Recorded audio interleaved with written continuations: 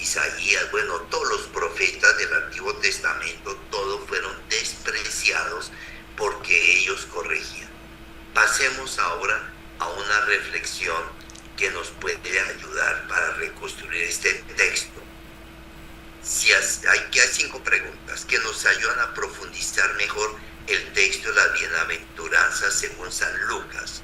Primera, según San Lucas, ¿dónde pronuncia Jesús las bienaventuranzas? No son en el monte, como Mateo, sino en una llanura.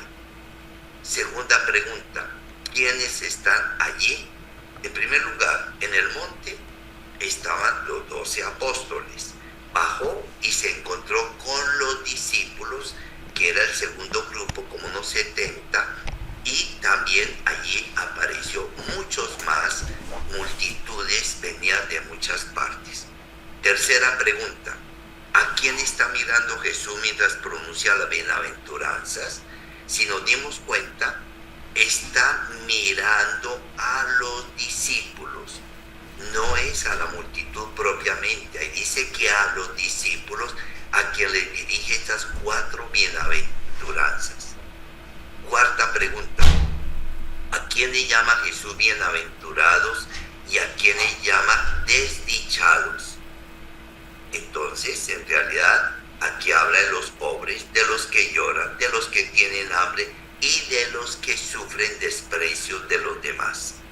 ¿Para quiénes es el reino de Dios? Pues para todos los que están viviendo las bienaventuranzas.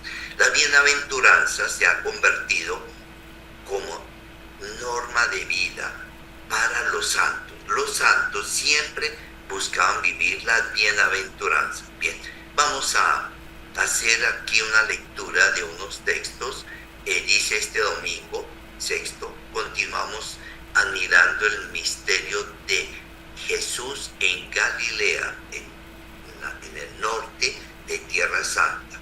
Después de orar, eligió a los 12 apóstoles, versículo 12 de este capítulo 6, y bajando con ellos a un paraje llano, pronuncia un discurso compuesto por 4 bienaventuranzas y también otros dicen por 4 maldiciones o malaventuranzas.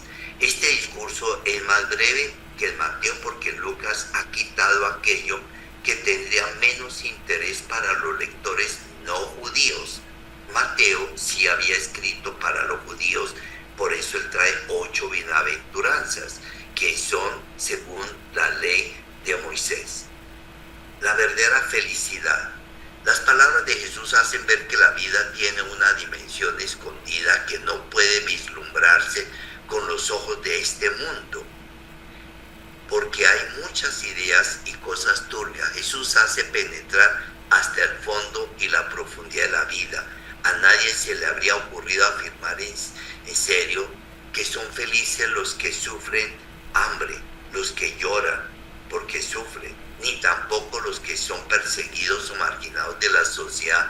El Evangelio tiene una óptica muy especial porque el hombre suele mirar solamente la felicidad del momento, mientras que Dios mira la vida en su totalidad, sobre todo la vida eterna. Con el texto que estamos meditando se inicia el sermón de la llanura. Se lo llama así por distinguirlo del sermón de la montaña que encontramos en el Evangelio de San Mateo. Mateo describe más bien actitudes del hombre justo. Él habla de pobres de espíritu, los que tienen hambre y sed, justos, mansos, misericordiosos, y omite los lamentos sobre los que tienen las condiciones contrarias. San Lucas encara más bien situaciones sociales concretas de este valle de lágrimas y acentúa más crudamente la inversión de situación entre esta vida y la futura. Este mismo tema lo dramatizará en la parábola del hombre rico y del pobre Lázaro. La felicidad es para todos. En el texto bíblico escuchan a Jesús, judíos y paganos venidos de ciudades de Tiro, Sidón. El mensaje de Jesús se dirige a todos, pero después dice el texto que Jesús se fijó en sus discípulos. Por eso los destinatarios de las salvíficos son para los pobres que saben aprender de él. Se trata siempre del mismo, de un solo grupo de personas, ya que los que tienen hambre, los que lloran, los que son perseguidos corresponden a situaciones concretas que los pobres viven. Por eso aquí habla de feliz, dichoso, bienaventurado el hombre. Es una expresión muy de la Biblia. Bueno, solamente quiero decir que esta expresión bienaventurados es para nosotros cristianos muy importante verla hacia el futuro. Y lo otro, la malaventuranza, es el grito del dolor, que es como quien dice que aquí son los pobres de Yahvé. Bueno, se solía usar en los velorios ese ay, como decir ay, se murió, ay, estamos sufriendo. Entonces es lo contrario de lo que nosotros tenemos. Bien, aquí simplemente para terminar, y quiero terminar esa primera parte, es una reflexión. ¿Qué significa para nosotros ser pobre? ¿Sentimos hambre de Dios? ¿Cómo buscamos este alimento de Dios? Si tenemos hambre, ¿en quién o en qué buscamos el sentido de sufrimiento? Hay que saber también lo siguiente: sí hay sufrimientos, pero el sufrimiento puede llevar a la desesperación, la amargura, inclusive puede contagiar a los demás. Pero cuando uno tiene fe, todos sabemos cómo el sufrimiento es uniéndonos a la pasión de Cristo para poder resucitar con Él. Y cuarta pregunta, consideramos que con Dios podemos llorar, pero también reír. ¿Por qué? Bien, recuerdo entonces lo que nos queda, que ya próximas veces vamos a tener la reunión presencial en la Casa de Hermandad de los Pobres el 8 de marzo a las 9 de la mañana, y podríamos hacer la próxima reunión virtual el 14 de marzo próximo. Bien, esto era lo que yo quería compartir con ustedes. Ahora lo que yo quiero con ustedes es que podamos oír al Padre Edwin. Al Padre Edwin se le ha pedido que nos colabore con una reflexión doctrinal. Entonces yo quiero darle la palabra al Padre Edwin. Voy a nuevamente a dar la oportunidad de abrir los micrófonos para poder hablar y pueden pues intervenir. Entonces, buenas noches al Padre Edwin, si está ahí presente. Buenas noches, Monseñor Guillermo. Buenas noches a todos los hermanos de la adoración nocturna. ¿Cómo se encuentran? Bien, gracias. Muy bien, Padre. Bueno, yo les agradezco que hayan pensado en mí para este momento de formación, de encuentro, para este momento de convocarnos en torno a nuestra adoración nocturna. Para quienes no me conocen, pues soy el Padre Edwin Fabián Muñoz, delegado de la Pastoral de Laicos para la diócesis de Zipaquirá, y también pues rector de un instituto que tiene nuestra diócesis de Zipaquirá para la formación de los laicos. Para mí es un gusto poder compartir esta noche con ustedes y tocar estos temas tan especiales y tan importantes para nosotros y para lo que significa pues nuestra adoración nocturna. Entonces, mil gracias por esta invitación.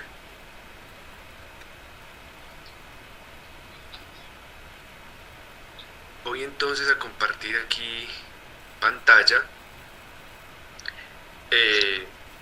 para que nos ilustremos a través de lo que podamos ver en la pantalla acerca de este ratico ya de formación y de experiencia como adoradores. Bien, entonces yo sé que estaban haciendo oración, pero es necesario que continuemos en ese ámbito de la oración.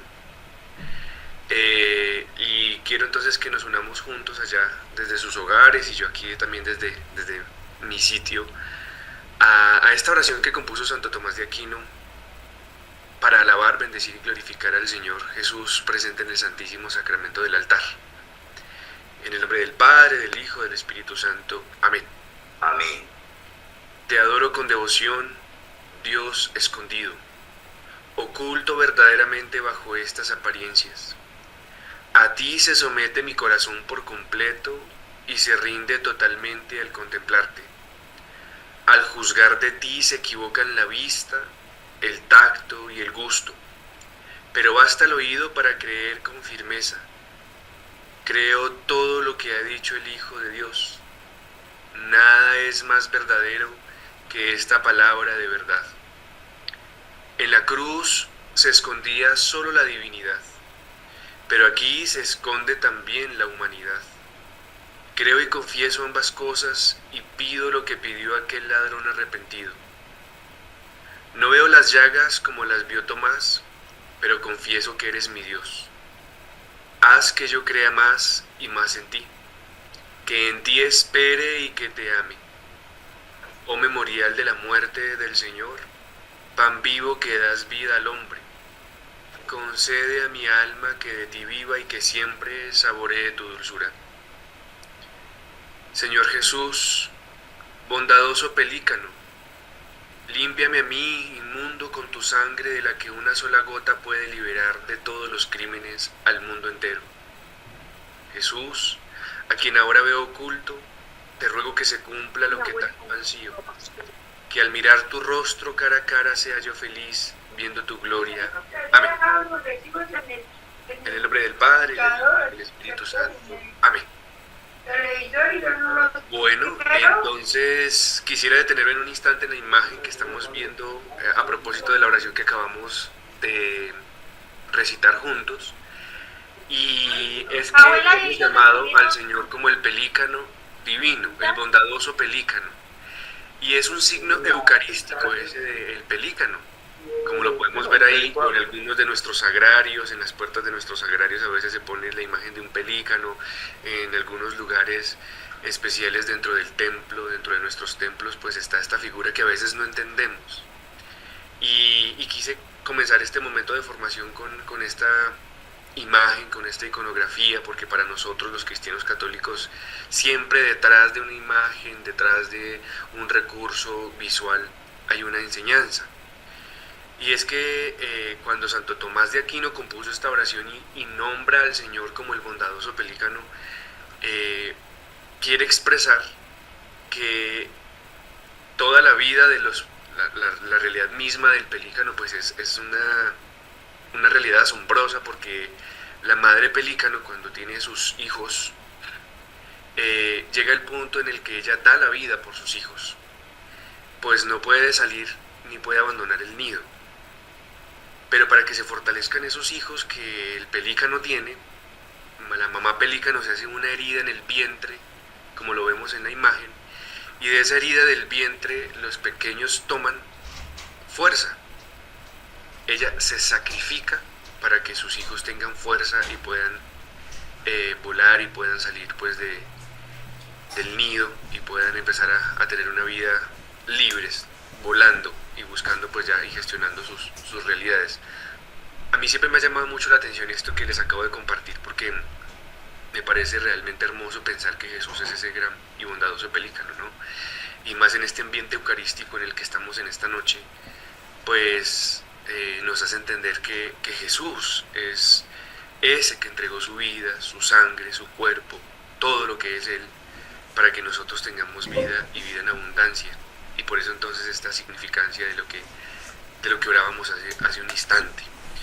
Bueno, con esta motivación quiero entonces tomar como referencia en este momento de formación una exhortación apostólica que escribió el Papa Benedicto XVI, que nació fruto de un sínodo que hicieron los obispos en la ciudad de Roma, y que cuando el Santo Padre recopila todo lo que hablaron sobre la Eucaristía, sale este documento que es un tesoro para nuestra fe, que es un tesoro para ustedes, mis queridos adoradores. ¿Y por qué es un tesoro? Porque esta exhortación apostólica habla de la Eucaristía, habla qué es la Eucaristía, y sobre todo tiene este nombre maravilloso, llama a la Eucaristía el sacramento del amor, el sacramento de la caridad, el sacramento en donde los cristianos expresamos ese amor que viene solamente del Señor. Entonces quise tomar este documento porque hay un espacio en los momentos previos a nuestra adoración nocturna que nos orientan y en el que a veces como que lo ponemos de relleno en muchos momentos porque no tenemos o no sabemos de qué hablar o de qué conversar. Y el Papa Benedicto XVI en este documento nos habla de esa realidad tan importante de la formación para vivir la Eucaristía y más aún para adorar a Jesús Eucaristía.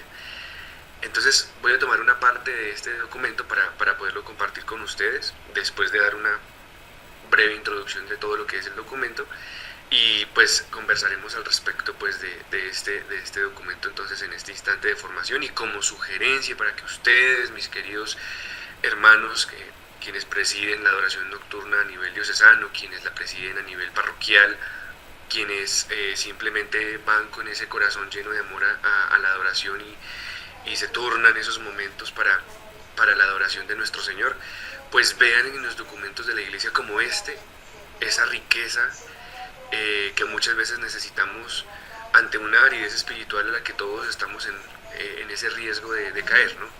Entonces, el Papa Benedicto XVI, cuando compuso esta exhortación apostólica, tocó estos tres grandes temas. Tiene tres grandes momentos esta exhortación. El primero lo tituló Eucaristía, misterio que se ha de creer. Entonces nos habla de esa unión de la fe con lo eucarístico, con el ámbito de la celebración eucarística. Nos habla de esa realidad que brota de la fe de quienes se congregan para celebrar la Eucaristía. Y por eso se llama misterio de fe, y de hecho es lo que decimos cuando terminado el momento de la consagración, el presbítero, el ministro de la iglesia que preside la celebración dice: este es el misterio de nuestra fe, este es el sacramento de nuestra fe. Y pues todos aclaman diciendo: anunciamos tu muerte, proclamamos tu resurrección. Ven, Señor Jesús, es lo que responde la asamblea con esa aclamación de la esperanza que brota de la fe. Entonces ese primer capítulo, el Santo Padre se encargará de explicarnos maravillosamente cómo se ha de vivir la Eucaristía desde la fe. No somos espectadores, dirá una parte de este documento. No somos los espectadores que van a un teatro, no somos los espectadores que van a un partido de fútbol. No vamos a oír misa, vamos a celebrar el divino misterio en el cual Jesús renueva su amor por mí y por toda la comunidad. Entonces, este capítulo precioso primero es necesario e importante con detenimiento ya luego irlo reflexionando. Pero ese va a quedar como tarea para muchos de ustedes porque yo me voy a centrar sobre todo en el segundo capítulo que el Santo Padre ha querido llamar Eucaristía, misterio que se ha de celebrar. Cuando nos habla de la celebración, de cómo se celebra, a veces nos preocupamos nosotros los cristianos católicos de las imperfecciones a la hora de celebrar la Eucaristía, tanto del ministro, a quien a veces juzgamos con dureza, como también las imperfecciones que nosotros tenemos a la hora de celebrar. Y eso litúrgicamente se llama el ars celebrandi. El arte de celebrar la Eucaristía es todo un don, es todo un carisma en la Iglesia celebrar la Divina Liturgia, de manera especial pues la Eucaristía, porque todos los sacramentos, como ustedes han podido ver a lo largo de su experiencia de fe, siempre están acompañados de la celebración eucarística, y si no, están orientados a la celebración eucarística, sobre todo en aquellos sacramentos que implican el perdón, la reconciliación, que implican la sanación, que básicamente será la confesión y la unción de los enfermos. Sin embargo, todos los sacramentos siempre estarán y brotarán de la Eucaristía. Y entonces en esa preocupación que a veces tenemos de ¿y aquí qué tengo que hacer? Me tengo que poner de pie, tengo que estar de rodillas, no puedo decir tal cosa, no puedo tener tal actitud. A veces nos quedamos tanto en ese marco de lo legal, que nos hace un tanto fariseos a veces, como lo dirá el Papa en su exhortación, que se nos olvida que el arte de celebrar la Eucaristía no es un arte externo, sino es un arte interno, es un don de la espiritualidad que todos nosotros tenemos. Y yo creo y espero que los adoradores nocturnos que han decidido acompañar a Jesús nuestro Señor de manera especial en el sacramento de la Eucaristía, pues logren y vivan sobre todo esa experiencia de que celebrar la Eucaristía es el don más grande que puede vivir, la expresión más grande que puede vivir un adorador nocturno. Casi que podríamos decir, dime cómo celebras la Eucaristía y te diré qué tan buen adorador eres o qué tan mal adorador eres. Y creo que eso tiene que interpelarnos, preguntarnos, abrirnos un panorama amplísimo de, oiga, celebrar la Eucaristía no es solamente cumplir las normas y las leyes, sino tiene que brotar ese encuentro con el Señor. Ya más adelante vamos a ahondar en una píldora que quiero dejarles a todos ustedes como tarea para sus secciones adoradoras, y ahondaremos en este segundo capítulo. Hablaré del tercero. El tercer momento en el que se encuentra esta exhortación apostólica es que la Eucaristía es un misterio que se ha de vivir. Y aquí también el Papa Benedicto XVI nos hace ampliar el horizonte y nos dice, la Eucaristía no termina cuando el sacerdote dice pueden irse en paz. Ahí no termina la Eucaristía. Ahí realmente empieza la proyección de la divina Eucaristía a la vida del cristiano. Y a veces es muy fácil ser un cristiano católico practicante en las celebraciones de la Eucaristía. Cantamos, respondemos, comulgamos, escuchamos la palabra. En otro lugar el Papa Benedicto XVI también nos dirá, los cristianos se preocupan mucho de que ninguna de las partículas de la Sagrada Eucaristía se pierdan, porque reconocemos y sabemos que en la más pequeña de las partículas está todo Dios, todo nuestro Dios. Pero a veces no se preocupan de que no se pierda la palabra de Dios. Y ambas tienen igual dignidad, porque en ambas Jesús se hace presente, tanto en la proclamación de la palabra como en la comunión eucarística. Entonces, esta tercera parte, retomando aquí esta exhortación de la que conversamos, nos habla de cómo proyectar nuestra Eucaristía en los diversos ambientes en los que se vive, en los que vivimos, en los que nos movemos. Y entonces empezará a ejemplificar de una manera maravillosa cómo la Eucaristía tiene que tener un eco en el trabajo, un eco en la vida social, un eco en la vida conyugal, un eco en la vida vocacional, un eco en la vida del hogar, un eco en nuestra realidad como hijos, como esposos, como ciudadanos. Y nos dice que la exhortación terminará diciendo que muchas veces, aunque amamos la Eucaristía, no llegamos a vivir la plenitud. Esto entonces así como el panorama general de este documento, que realmente es muy precioso, se los aconsejo. Búsquenlo, es muy fácil hoy en día tener el acceso a estos documentos de la Iglesia. Y bueno, entonces damos un paso más. Y entonces en el segundo capítulo, cuando habla del arte de celebrar, del que hace un rato hacíamos mención, nos dice que el arte de celebrar también necesita la formación eucarística. Para poder conocer cómo se celebra desde lo espiritual hasta lo litúrgico, ritual, normativo, debe tener una formación. Y la formación no solamente es para quienes presiden la Eucaristía, en este caso me refiero a los sacerdotes, sino que debe ser para los fieles laicos, para quienes viven la Eucaristía, para quienes participan de la Eucaristía. Quiero entonces que nos preguntemos, antes de avanzar en esto de la formación eucarística, de lo que nos dice esta exhortación apostólica, que todos pensemos cómo se forma la adoración nocturna para vivir la Eucaristía. Entonces podemos decir, sí, podemos hacer lecturas, el presidente a veces nos hace exhortaciones y nos motiva, y toma algunas frases de nuestro Santo Padre Francisco, de los antecesores del Papa Francisco. Sí, a veces como que tenemos un cursito de liturgia por ahí, o no hacemos nada. No hacemos nada porque mi tarea simplemente es cumplir con mi horario, mi momento de oración, traigo la novena, cumplo con el manual, y con eso nos conformamos. Y entonces esta responsabilidad de la que nos habla hoy el Papa, y que yo quiero hacer eco y énfasis, hincapié en esta noche, esta responsabilidad de formarnos en lo eucarístico, ¿para cuándo? Porque la adoración nocturna debe ser ese gran signo de amor a Jesús y de una vivencia perfecta de la realidad eucarística. Entonces, la adoración nocturna tiene que ponerse en esta sintonía de la formación eucarística. Y hay una sugerencia entonces del Papa. La sugerencia es algo que la Iglesia, junto con el Santo Padre, ha llamado las catequesis mistagógicas. Los adoradores nocturnos deben ser catequistas mistagógicos. La palabra mistagogia, una palabra un poco extraña, no tan cercana a nuestro lenguaje común, implica o quiere decir que es una catequesis que explica el misterio. La catequesis que explica el misterio. Y nuestra Iglesia por los siglos se ha dedicado a explicar los misterios de Dios.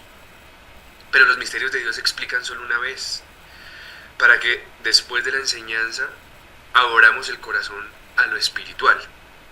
Pero si no sabemos lo que significa, no vamos a reconocer la voz de Dios en lo profundo de cada signo, de cada símbolo, de cada momento, de cada rito, de cada acción, de cada acto de piedad. Por eso es necesario explicar los misterios de Dios. Y los adoradores nocturnos tienen que ser catequistas de lo mistagógico. Esta catequesis que explica el misterio divino nos tiene que retar a ser expertos en la Eucaristía. Y entonces el Papa nos dice que hay 4 cosas que enseñar, básicas. Primera, las disposiciones interiores, exteriores y las palabras eucarísticas. Disposiciones interiores. Hay un modo de prepararse para ir a celebrar la Eucaristía. Hay un modo de prepararse para ir a la adoración nocturna. Y a veces nos saltamos ese paso. Todos, sin excepción. El ministro puede llegar corriendo y no se preparó ni se dispuso interiormente para la Eucaristía. Llegamos tarde al templo, no tenemos un momento, una circunstancia para descansar el espíritu, para centrarnos en la oración, para afinar el oído espiritual, para ver el ámbito en el que nos movemos ahora dentro del templo, por ejemplo, sino que entramos, se me hizo tarde, corrí.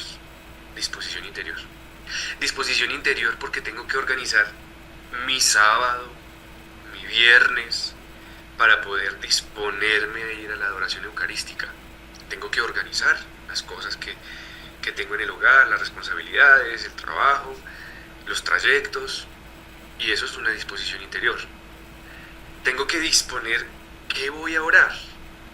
En la adoración nocturna tenemos nuestra guía, pero esa guía tengo que darle interioridad, profundidad.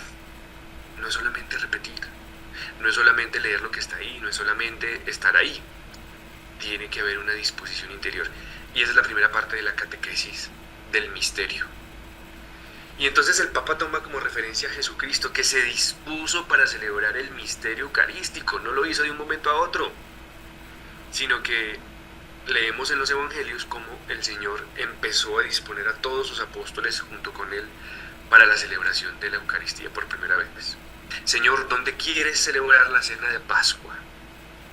Y entonces Jesús les da una indicación: vayan, díganle a tal fulano que nos preste la sala superior de su casa, pongan las almohadas, traigan y alisten todo lo de la Pascua, la mesa, el pan ácimo, el vino, el agua, alisten el cordero, alístenlo todo.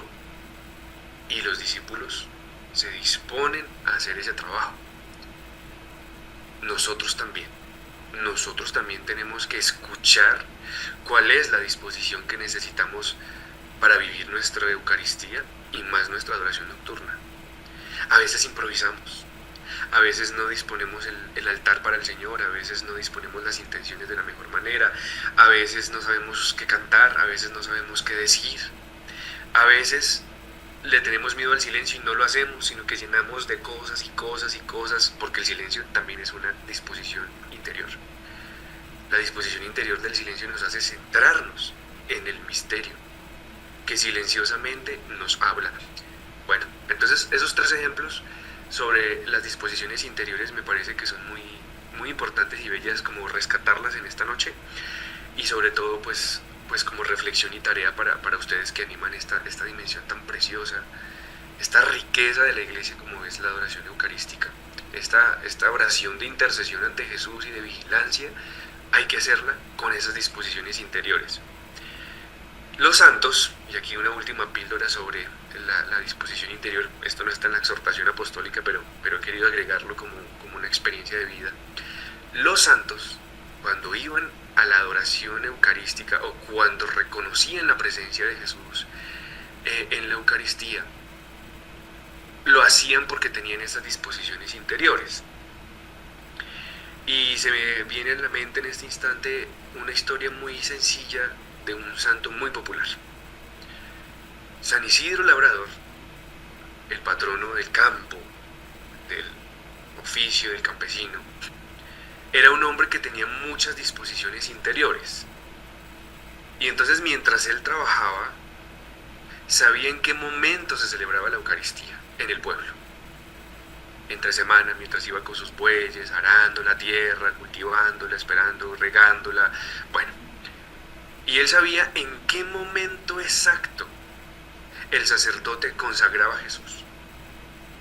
Consagraba en el altar y hacía presente a nuestro Señor. Y él, desde que los kilómetros en que estaba lejos del templo, se ponía de rodillas y desde allí le adoraba. Disposición interior. Disposición interior. Qué gran mensaje para nosotros en esta noche.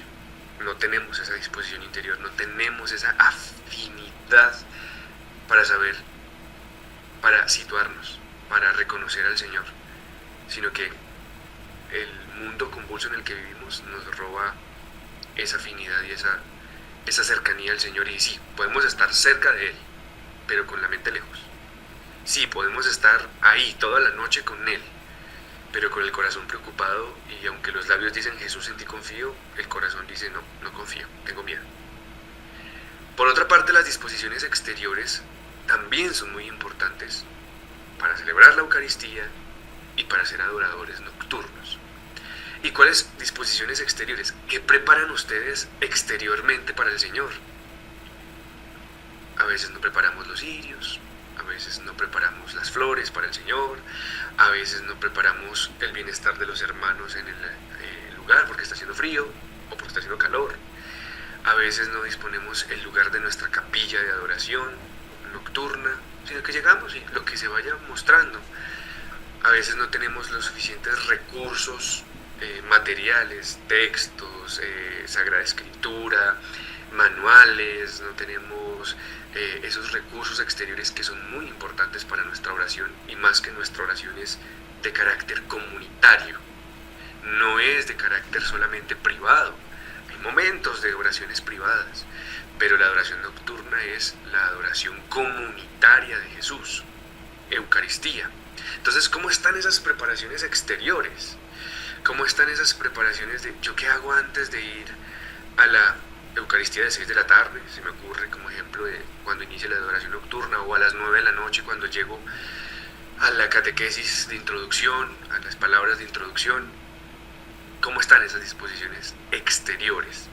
Muy importante, esas disposiciones exteriores. No más el trozo de papel donde vamos a poner, o donde se ponen las intenciones por las que vamos a ofrecer ese momento de adoración nocturna. No puede ser un papel normal, es un papel diferente, distinto, porque es para el Señor. Entonces esas disposiciones deben ser muy importantes, disposiciones exteriores. Y las palabras pues también son muy necesarias, porque el don de la palabra es un don que viene de Dios. Él fue el primero que pronunció hágase, hágase el cielo. Escuchamos estos días, quienes podemos ir a la Eucaristía diariamente, leyendo el Génesis estos días, el Señor dijo hágase la luz, y se hizo la luz. Hágase los animales, y se dieron los animales. Hágase el hombre, hágase la mujer, y se hizo, se cumplió, y todo lo hizo muy bien. El don de la palabra es muy importante, y esta disposición dentro de la catequesis mistagógica de la que vamos hablando creo que es necesaria. Nuestras palabras para el Señor, ¿cómo son? ¿Cómo son? Porque cuando alguien habla, uno entiende si está convencido de lo que está hablando, o si le tocó decir eso que dijo, o si lo está aparentando. Y el Señor, que conoce el secreto del corazón de cada uno, conoce mucho más esas palabras. Entonces esas palabras es como canto, como estoy cantando, no canto, me da pena. Cómo estoy proclamando la palabra del Señor cuando estoy haciendo el oficio de lectura. Cómo estoy proclamando el salmo cuando estoy orando a las vísperas, las laudes, cuando estoy declamando cada uno de los misterios del Santo Rosario. ¿Cómo lo estoy haciendo? Porque el gran enemigo de nuestras palabras y de nuestras disposiciones interiores y exteriores no es Satanás, es la costumbre. Satanás se vale de la costumbre para que nosotros empecemos a orar más rápido, para que empecemos a no darle sentido a cada palabra, para que nuestra inteligencia no entienda la palabra que vamos diciendo y se nos convierte en algo repetitivo, discursivo. Pero por eso entonces es importante hacer estas catequesis mistagógicas en esos momentos de formación y en esos momentos de motivación. Es necesario tener en cuenta estos tres momentos. Avanzando, el Papa Benedicto XVI nos dice que hay que animar a quienes celebran la Eucaristía a no caer en el ritualismo. Y ese es un grave peligro para todos nosotros. No somos una religión ritual. Ese rito lo hacemos porque le damos profundidad a ese rito. Entendemos ese rito. Sabemos lo que está aconteciendo místicamente, espiritualmente, a través de ese rito. Y entonces aquí una pregunta para que la pensemos todos. ¿Por qué llamamos al lugar en donde ponemos a Jesús Eucaristía para la adoración custodia? ¿Por qué lo llamamos custodia? Eso es una realidad ritual que ha construido nuestra iglesia, que tiene como riqueza nuestra iglesia. Pero tú que eres adorador nocturno hace 3 años, 5, 100, no sé, ¿por qué llamamos a ese objeto litúrgico custodia? ¿Por qué? Eso nos ayudaría a no caer en el ritualismo. ¿Por qué tenemos una estructura ya definida para nuestras jornadas de adoración? ¿Por qué esa dinámica? ¿Y por qué en medio de esa dinámica está la santificación de las horas litúrgicas? ¿Y por qué tenemos que recitar ese mismo salmo en esta oportunidad? ¿Por qué? No podemos caer en el ritualismo. No podemos caer en el ritualismo de andarnos santiguando a cada rato. El santiguarnos, o el signarnos, o el persignarnos, espero que se distingan cada una de esos momentos en lo que se respecta a la oración y a la liturgia, y si no, nos hace falta catequesis mistagógica. No puede ser un acto supersticioso, sino que es un acto de fe, es un acto de confianza, es un acto al invocar la Santísima Trinidad de reconocerme como hijo de ese Padre, como hermano de ese Hijo Jesucristo y como aquella criatura que se santifica a través de la acción del Espíritu Santo. Entender eso nos ayuda a no ritualizarnos, sino a darle espíritu a eso que hacemos constantemente. Entonces, bueno, aquí otra línea hermosísima para trabajar en estas catequesis mistagógicas, en estas catequesis de explicar los misterios acerca de la vida de Dios, de los misterios acerca de los acontecimientos y los sucesos que componen los sacramentos, de manera especial la Eucaristía. Tercero, cultivar la participación consciente y activa. Y aquí también es una llamada preciosa del Papa porque normalmente participamos inconscientemente de la Eucaristía. Entramos y vamos al ritmo, pero nos desenchufamos, nos desconectamos. ¿Qué fue la primera lectura de hoy? Me desenchufé. ¿Por qué me desenchufé? Tengo que preocuparme de por qué me estoy desenchufando. Me desenchufé y no entendí la homilía del sacerdote. Me desenchufé mientras la plegaria eucarística, donde se está intercediendo por los difuntos, donde estamos pidiendo sabiduría y perseverancia para los ministros de la iglesia, para nuestros obispos, para los sacerdotes, para los diáconos. Me desenchufé en el momento en que estoy haciendo intercesión por todos los vivos de mi familia, de mi comunidad. Me desenchufé cuando estamos glorificando al Señor, diciendo por Cristo, con Él y en Él, y respondí amén, pero ¿En qué parte voy? ¿Por qué me desenchufé? Necesitamos tener esa participación consciente y activa. Y somos conscientes de esas realidades de la Eucaristía o de nuestra misma adoración nocturna, donde a veces también nos desenchufamos, porque no logramos centrarnos en lo que estamos haciendo, sino que la inteligencia y la imaginación no la ponemos al servicio de Dios, sino al servicio de ese desenchufarnos del contexto de fe. Y esto pues podríamos crecer en esto a través de esa realidad de la formación, de comprender, de saber qué está pasando detrás de esto que es evidente a nuestros ojos. Fíjense que en la oración que hacíamos de Santo Tomás de Aquino decía: Señor, nuestra vista se engaña. ¿Qué ve? Pan. ¿Qué ve? Una copa con vino. Nuestra lengua también nos engaña. El sabor nos engaña, porque cuando comulgamos me sabe a pan y me sabe a vino. El olfato también nos engaña, pero cuando escucho que el sacerdote dice: este es mi cuerpo, esta es mi sangre, en ese instante la fe que viene por el oír es la que me guía a reconocerte ya presente en ese pan y en ese vino, que ya no será pan y ya no será vino, serán tu cuerpo y tu sangre. Participación consciente, saber lo que estamos haciendo. Y la participación activa es otro de los grandes problemas y dificultades en la que también nos vemos envueltos. No somos activos adoradores. A veces hace más la vela que alumbra a Jesús, diría San Juan María Vianney en una oportunidad, en una de sus homilías, el patrono de todo el clero diocesano. Hace más una vela a los pies de Jesús que alumbra, cuya función es alumbrar al Señor, velar al Señor, que un corazón que se arruma a no estar junto al Señor. Y aunque físicamente está ahí, no le dicen nada. Y cuando en alguna oportunidad tuve esa realidad de leer esta frase, yo decía: qué fuerte esto que dice San Juan María Vianney y nuestros adoradores nocturnos, a quienes les comparto esta frase.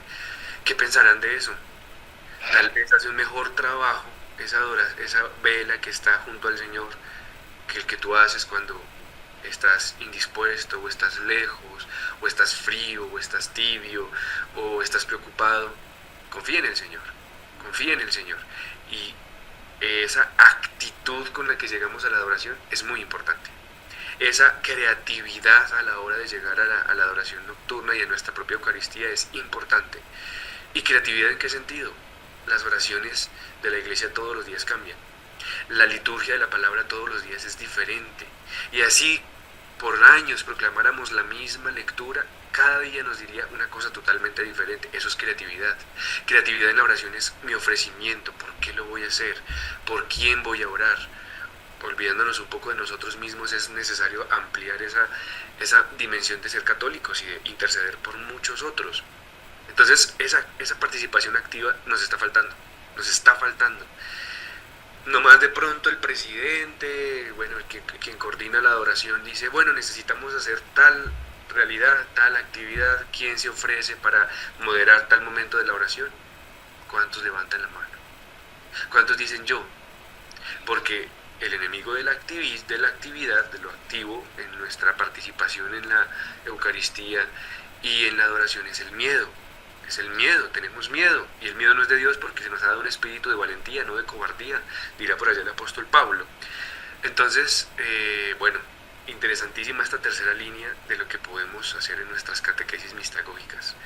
Participación consciente y activa, con ánimo a la oración, con ánimo a la Eucaristía. Es la lucha de nosotros los cristianos.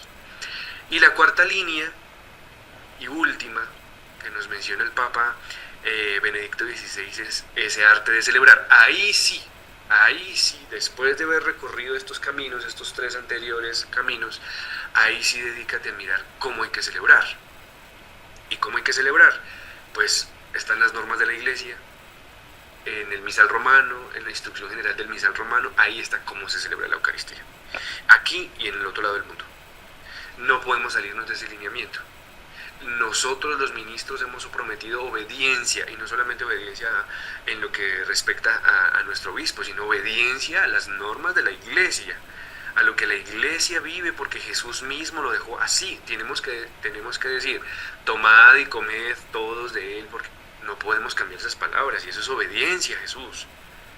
Pero los laicos, y con todo el respeto de ustedes, mis queridos hermanos, a veces, así como los sacerdotes, por supuesto que sí en algunas ocasiones, a veces los laicos que no conocen cómo se celebra la Eucaristía, pues empiezan a inventarse cosas que no están ahí, no están dentro del querer del Señor. Ese es el arte de celebrar. Carolina levantó la mano, la escuchamos. Padre, muy buenas noches compañeros, ¿cómo están? Padre, digamos, es lo que su merced dice, arte de celebrar. A mí, personalmente, hablo por mí. Sí.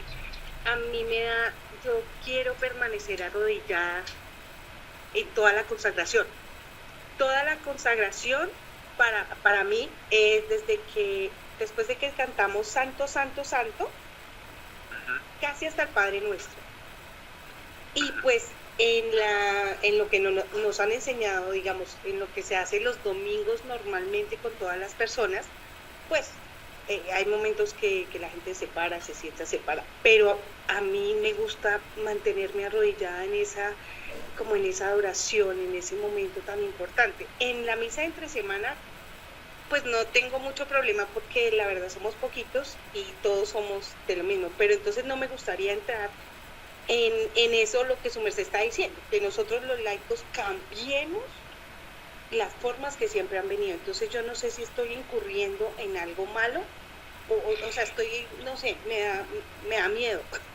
Claro. No sé si me hago entender, padre. Por supuesto que sí. Excelente pregunta, porque al hablar de los gestos litúrgicos, esta pregunta llega muy bien para esto del arte de celebrar.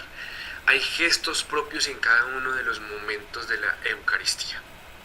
Por ejemplo, al inicio de la Eucaristía, y con esto ya respondo la pregunta de Carolina, al inicio de la Eucaristía estamos de pie en los ritos iniciales, y la actitud penitencial es la que prima al inicio de la Eucaristía, porque conviene pedir perdón para luego presentar la ofrenda como nos ha enseñado nuestro Dios, ¿sí?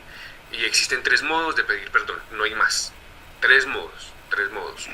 Uno orando el yo confieso, otro haciendo unas aclamaciones con el ministro y el pueblo responde, y otra haciendo tropos que son pequeñas frases y vamos cantando el ten piedad. Esa es la actitud espiritual.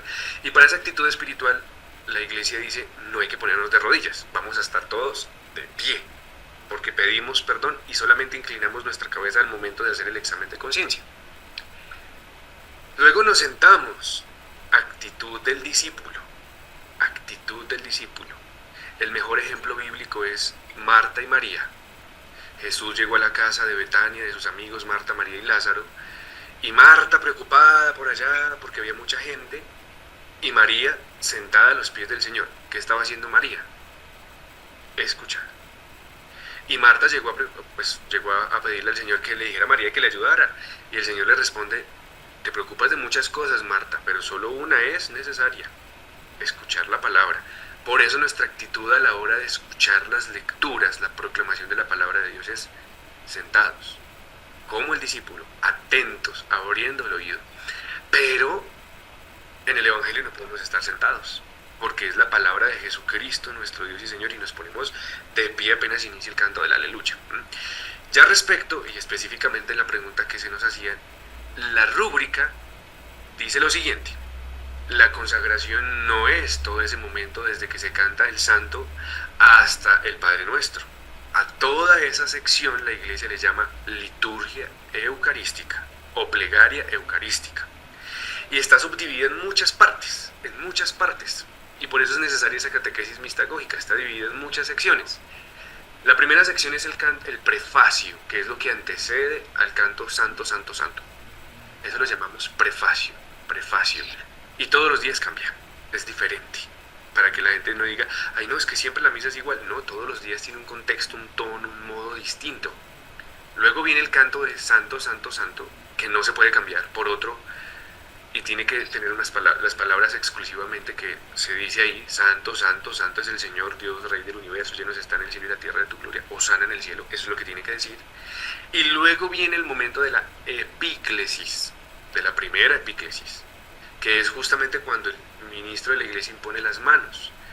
Epíclesis significa eso, imposición de manos. Vamos a invocar al Espíritu Santo para que venga.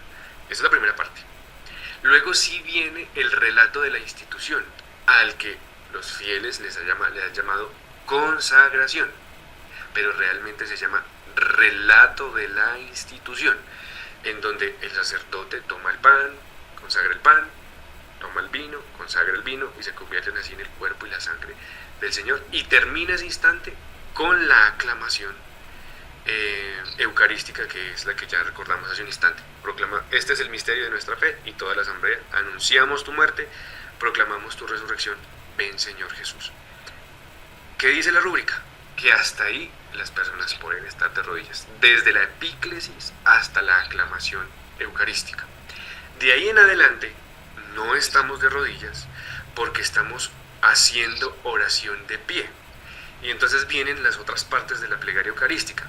Viene la intercesión por los vivos, oramos por el Papa, oramos por los sacerdotes, oramos por las familias. Hay que estar bien atentos a ese momento, porque es una oración de intercesión.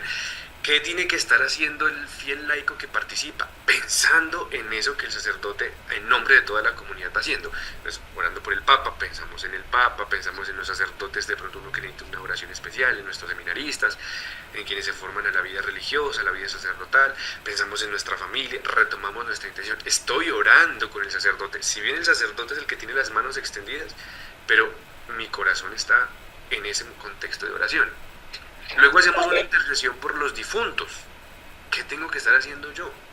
Pensando en los difuntos, no solamente los que anunció el Padre públicamente en las intenciones, sino en los que yo amo también, porque hay comunión de iglesia en ese instante. Luego pedimos la intercesión de los santos, que María, que San José, que los mártires, que los apóstoles. Entonces, por eso la indicación en ese instante es estar de pie, ¿sí? Finaliza ese momento con lo que llamamos la doxología. Esto es catequesis del misterio. ¿Qué está pasando en ese momento?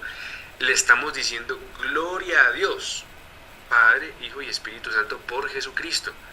Entonces, cuando se levanta el cáliz y el vino consagrado y el pan consagrado, y el sacerdote está orando esa oración, yo me voy a unir diciendo amén, pero estoy diciéndole gloria al Señor por este instante, por este momento de amor. Bueno, entonces eso para explicar. Sin embargo, con esto termino este pequeño paréntesis, y no es mi misa, queridos amigos y hermanos, y esto se los digo con todo cariño. A veces nosotros nos han enseñado que es mi celebración, mi misa, mi Eucaristía, y la celebro como yo quiero, como a mí me parece más lindo y más bonito.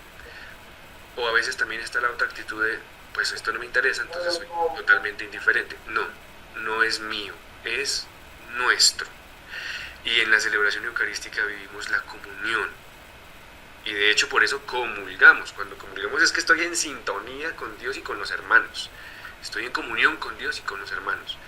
Pero a veces estas cosas, pues claro, no nos expresan la comunión plena, sino que empiezo a vivir una fe demasiado personal y se me olvida que la liturgia es la expresión de la fe comunitaria.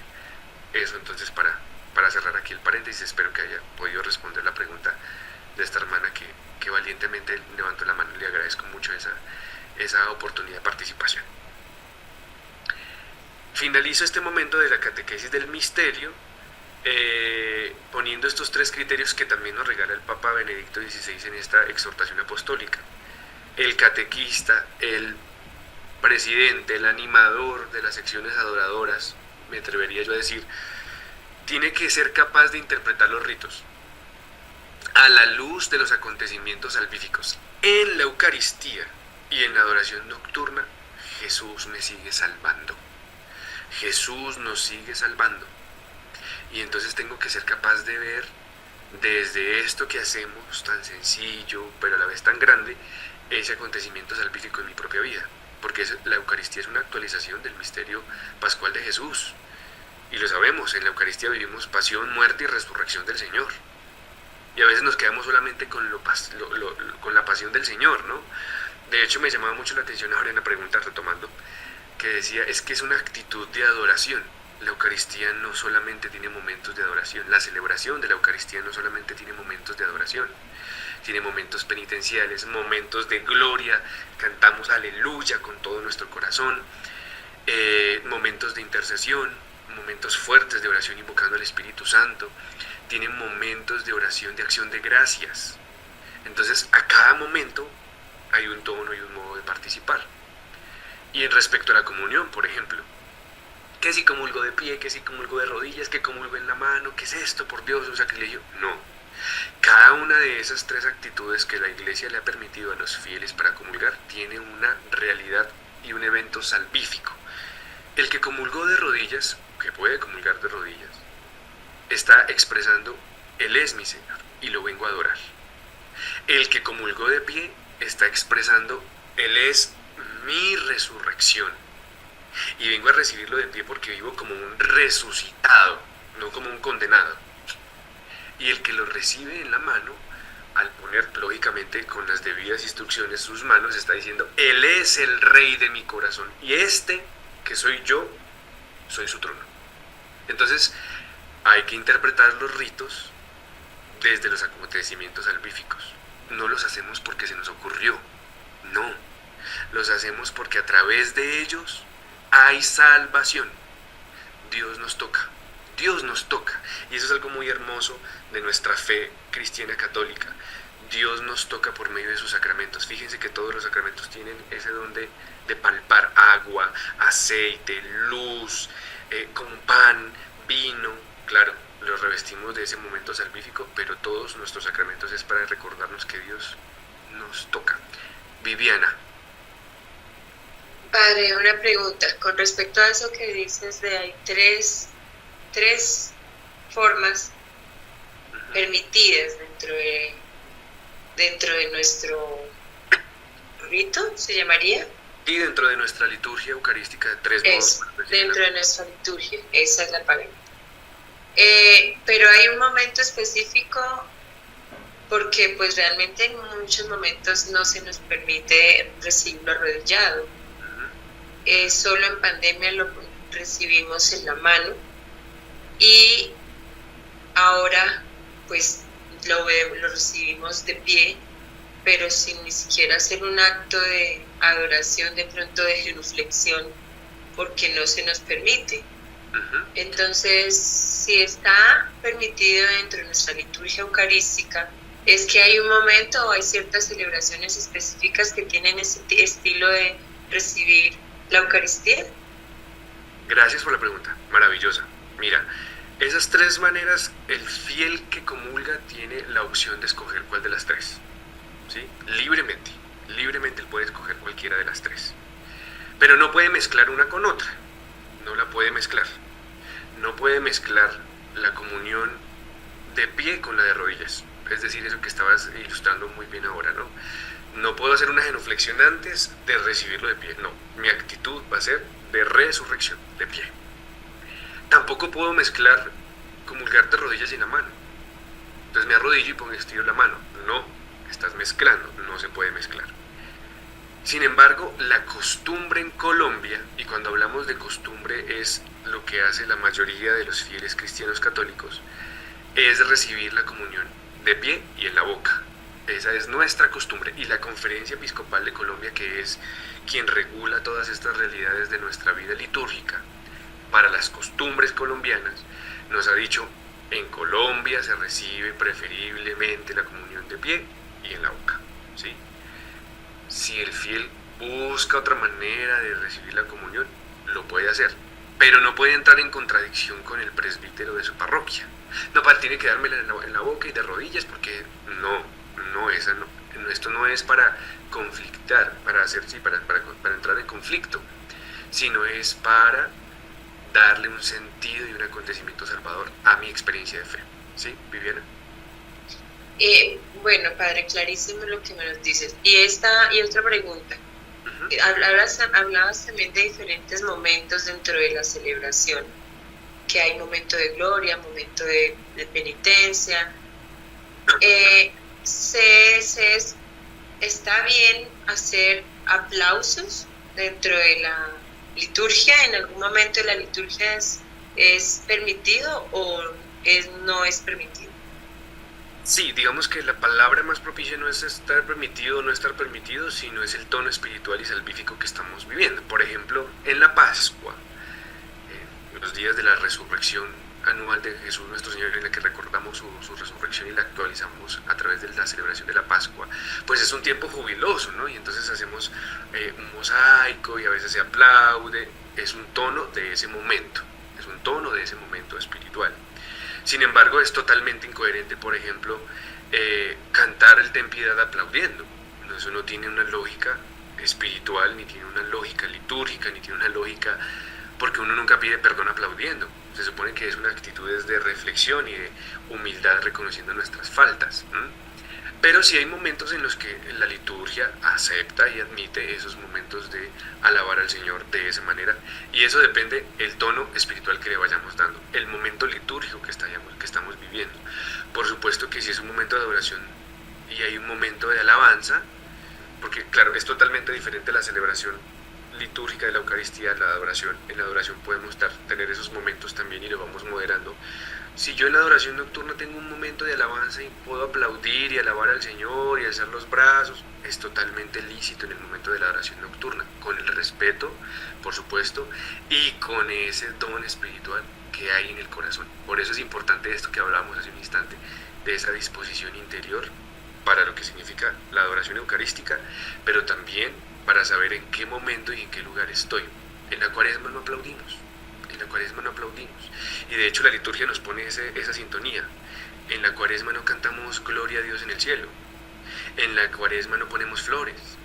En la Cuaresma no cantamos Aleluya, porque estamos en una actitud preeminentemente penitencial. Entonces, eso brota, estas convicciones brotan de un corazón que entiende detrás de lo que hacemos que hay. Detrás de lo que hacemos que hay está Jesús, pero también hay una actitud con la que me acerco al Señor. ¿Ven? Patricia.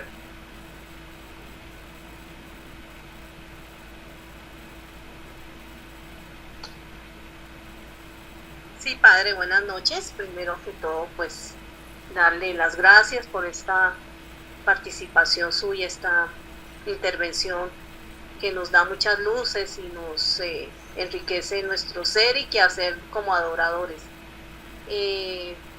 Tomando el punto que su merced está platicándonos, que es la participación consciente, ¿no? No sé qué tan sea comunitario, como su merced lo dice, que debe ser una participación activa, el estar con libros o revistas siguiendo las lecturas. Yo creo que es como más aplicable, o es mirar a la persona que está proclamando, porque debo estar atenta en ese momento a la lectura, ¿cierto? No siguiendo una lectura en un libro o en una revista. Yo creo que eso carece de pronto también como de falta de respeto a la persona que está proclamando. ¿O me equivoco, padre? Me encanta la pregunta, porque los manuales, los minutos de amor, el pan de la palabra, son ayudas para preparar la liturgia, pero no para celebrarla. Si tú tienes tus minutos de amor, prepara tu palabra antes. En la mañana lee la primera lectura, lee el Salmo, lee el Evangelio antes de celebrar la Eucaristía. Son ayudas, pero las estamos convirtiendo en acciones litúrgicas. No, el momento de la proclamación, efectivamente, Patricia, es estar con mi atención centrada en el ambón, como se llama ese espacio litúrgico, en donde el ministro de la palabra prestará su voz para que la voz del Señor resuene en mi corazón, ¿sí? Y de hecho que es un lugar tan sagrado y un espacio igual que el altar, que solamente puede estar ahí la palabra de nuestro Dios, que por eso se fija toda nuestra atención hacia allí, ¿no? Entonces, cuidado, utiliza los medios para preparar las celebraciones litúrgicas, pero no hagas de esos medios una realidad litúrgica.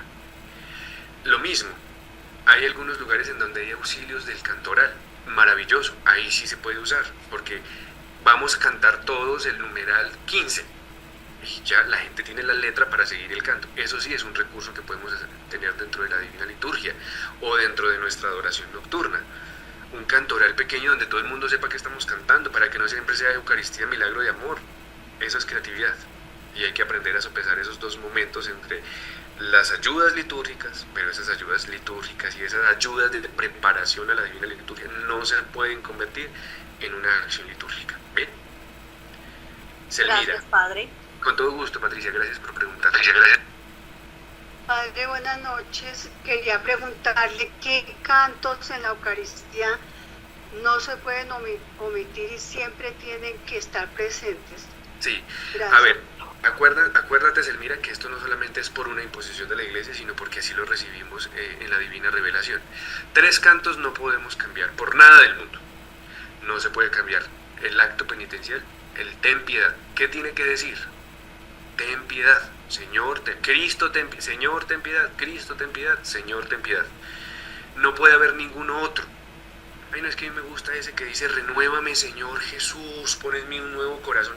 No, en la Eucaristía tiene que decir, Señor, ten piedad, Cristo, ten piedad, Señor, ten piedad, para marcar el hecho de a quién le pedimos perdón. Y así lo hacían los que acudían a un milagro con Jesús. Acuérdense por allá del leproso, que gritándole le decía, Señor, ten piedad de mí. Pues nosotros acudimos y recordamos y asumimos esa realidad de la Escritura, y por eso el canto del ten piedad no se puede cambiar. No se puede cambiar el canto del santo. Ya les decía que tiene que decir, santo, santo, santo, santo es el Señor Dios Rey del universo, llenos están los cielos y la tierra de tu gloria, hosana en el cielo. ¿Por qué tiene que decir eso? Porque allá en las visiones del profeta Ezequiel y en las visiones del libro del Apocalipsis de San Juan, el canto que pronunciaban los ángeles y que se aclamaban unos a otros en las jambas del altar era ese, no hay otro, ese. Ay, no, es que a mí me parece más bonito que hoy alzamos nuestras manos como dádivas de amor, santo, santo. No le agregue cosas que no tiene que decir. Y el otro canto es el canto del Cordero de Dios. No se puede cambiar. Ay, no, como es el momento de la paz, primero cantemos que la paz para ti, la paz para mí, hazme un instrumento de tu paz. No, es el canto del Cordero, porque Juan el Bautista, al inicio del camino de la predicación de Jesús, nuestro Señor, dijo, ahí está el Cordero de Dios que quita el pecado del mundo. Tenemos que clamar al Cordero de Dios. Bueno, esos son los 3 cantos básicamente que no se pueden cambiar. Los demás se pueden rotar, cambiar, las letras pueden distribuirse, pero siempre en el contexto de la celebración en la que se está viviendo. Bien, gracias por las preguntas. Voy a finalizar este momentico, entonces, con los 2 últimos consejos para quienes animan esta vida de la adoración nocturna. Deben procurar introducirse en el significado de los signos contenidos en los ritos. Hay muchos signos. ¿Por qué el sacerdote fracciona el pan? ¿Por qué pone un pedacito de la hostia consagrada dentro del vino? ¿Por qué? Porque hay que ponerle una gota de agua en el momento del ofertorio al vino. Eso no es para que el padre no se emborrache. Eso no es para que él rebaje el vino. Eso tiene un significado espiritual y litúrgico. ¿Por qué hay que poner cirios en el altar? ¿Por qué tenemos que tenemos que tener los ornamentos para celebrar la Eucaristía? Tengo que tener alba, estola. ¿Por qué? ¿Por qué? Bueno, entonces eso es el contenido de los ritos y el significado de los ritos. Y finalmente, están llamados ustedes a enseñar el significado de los ritos en la relación con la vida cristiana. ¿Eso qué efecto tiene para mi vida cristiana? ¿Qué efecto hay para mi corazón como cristiano que yo comulgue? ¿Qué efecto hay que yo contemple con mis ojos a Jesús? De hecho, a veces cantamos canciones protestantes en los tiempos de la adoración.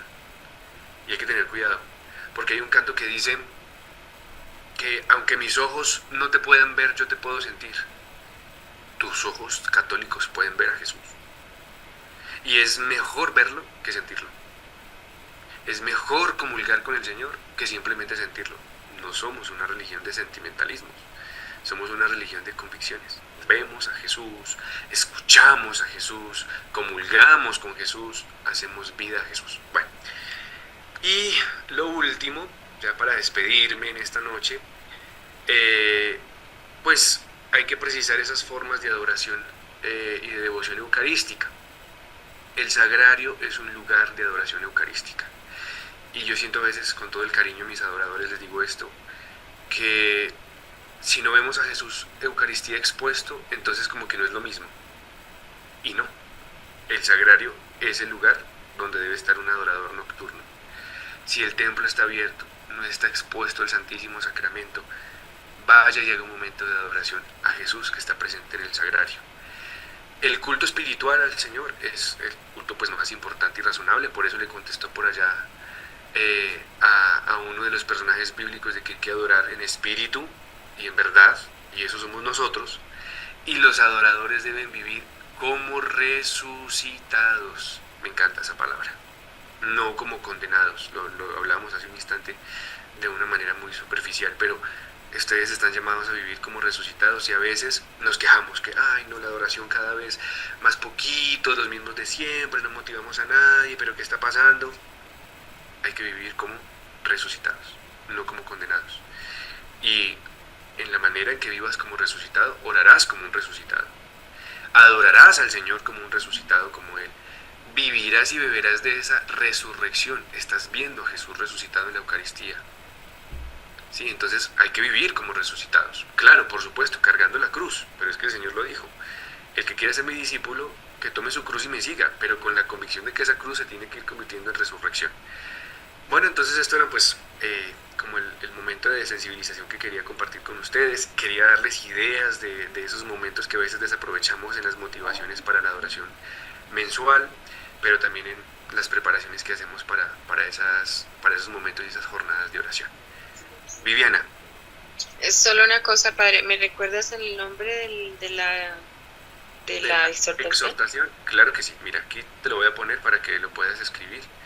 Sacramentum Caritatis es el documento precioso, es dulce al paladar para un excelente adorador. Es un manual de cómo agradarle al Señor en todos los aspectos respecto a su presencia eucarística. Gracias, padre. No sé si hay otra pregunta, algún comentario. Aprovechemos estos últimos 3 minuticos. Doña Carmen. Hola, padre, buenas noches. Muchas gracias por esa riqueza tan grande que nos ha compartido. Muchas gracias por esas recomendaciones. Y pues mi pregunta es que si para usted cree posible que nosotras aquí en la Catedral de Soacha, Jesucristo Nuestra Paz, en cuanto a la junta directiva, nos dispongamos a reunirnos antes de la vigilia, pues independientemente de que nosotros los miércoles, el miércoles anterior al sábado de nuestra vigilia, ya hemos hecho nuestra reunión preparatoria. Entonces, ¿usted cree que sí se puede hacer eso, lo de la disposición y todo eso para nosotras como junta? Sí, yo creo que ustedes pueden hacer una muy bonita sensibilización inmediatamente antes de iniciar la adoración eucarística. No sé si la inicien con la Eucaristía o inmediatamente con la exposición al Santísimo, pero sí es necesario tener unos momentos antes en los que, por ejemplo, alguno del consejo haga una exhortación diciendo: hoy vamos a adorar a Jesús, traigamos todos nuestros dolores, nuestros sufrimientos, pongámoslo a los pies del Señor, pero perseveremos como valientes aquí junto al Señor. Yo creo que esa sensibilización de alguno de ustedes para los demás compañeros es muy importante, y luego dejar ese momento para ya entrar en esa dinámica de oración, de tranquilidad, y como ya todo está preparado, porque eso es algo maravilloso que ustedes tienen y creo que es necesario valorarlo, que ya está todo con anterioridad listo, pues no van a tener el problema de andar corriendo, que quién le toca, que no sé qué, sino que ya entran en esa dinámica preciosa de la adoración. Entonces creo que sería algo muy muy bonito. Incluso se me ocurre que puedan tener 10 minuticos, 5 minuticos de un tema de estos, de catequesis mistagógica, de bueno, recuerden que Jesús nuestro Señor nos habla a través de esta Eucaristía, porque Él se hace presente en medio de nosotros, y vamos a ver con nuestros ojos a Jesús que se hace pan para todos. Volveremos a vivir el misterio de la multiplicación de los panes, porque aquí nadie se quedará sin pan siempre y cuando su corazón esté dispuesto para el Señor. Así, una catequesis que pueden preparar entre ustedes muy sencilla, pero creo que sería muy bueno y nutrirá grandemente esa sección adoradora allá en la Catedral de Soacha. Ay, muchísimas gracias, padre. A ti, Carolina. Padre, me dejó pensando mi compañera que acaba de colgar. Entiendo yo que ellos hacen la reunión preparatoria el miércoles, o fue que yo entendí mal, no entendí la pregunta de ella. Sí, yo entendí que como hacían la reunión preparatoria antes, entonces llegaban ya el sábado a la adoración ya con los oficios y las realidades dispuestas, entonces que si era necesario o importante tener un momento de sensibilización y de esas disposiciones espirituales, y el consejo es que sí, por supuesto que sí. Pues padre, yo, perdón, lo que voy a decir, no quiero incomodar a nadie. Lo que pasa es que yo era una de las personas que también creía que uno podía hacer ciertas cosas, ¿sí? Digamos lo que hace ella o uno piensa que tal vez si le damos otro espacio, entonces podemos hacerlo, porque nos va a quedar mejor, porque, bueno, tantas cosas.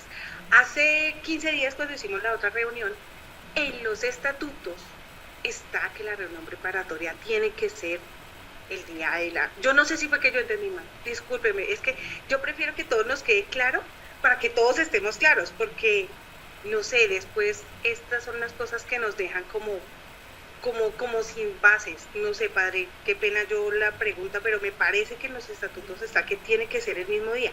No sé si sí se puede hacer el otro día.